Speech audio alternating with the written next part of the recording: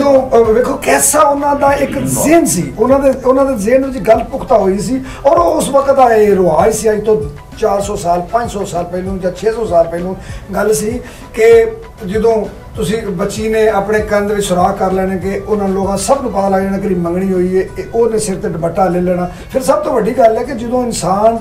उस दौर दे विच साढ़े 20-25 साल पहले 30 साल पिछले जो जिस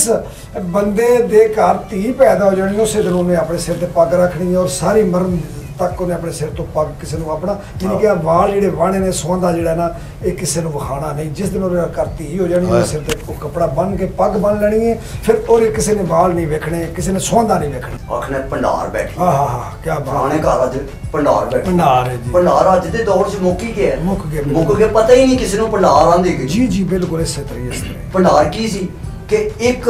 छत दे थले सारियां बीबियां ने रल के महल्ले दियां पिंड दियां ने पिंड दियां ने सारियां बीबियां ने रल के ते अपना अपना काम पूरी रात जागा मनाना है ते पूरी रात वो काम करना है। कोई परांदा बना रही है कोई नाला बना रही है कोई कशीदाकारी कर रही है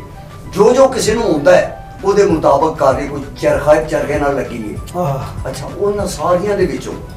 ਦੇਖੋ ਸਾਡੇ ਕਲਚਰ 'ਚ ਹਯਾ ਕੀ ਹੈ ਸਾਰੀਆਂ ਦੇ ਵਿੱਚੋਂ ਕਿਸੇ ਇੱਕ ਦੇ ਸਿਰ ਤੋਂ ਚੁੰਨੀ ਡਿੱਗ ਪੈਣੀ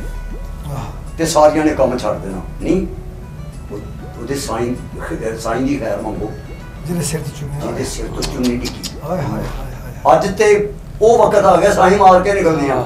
नहीं नहीं हुण तो अफसोस की गल है कि जो किसी की मां मर जाए भैन मर जाए तो आते हैं मर जाए तो आते हैं इनू इस तरह कवर जाओ कि किसी चेहरा नहीं विखाना तो जो जिंदियां होंदियां ने उदों आते मेकअप कर करके लोगों को विखाण डईयां होंदियां ने। हाय हाय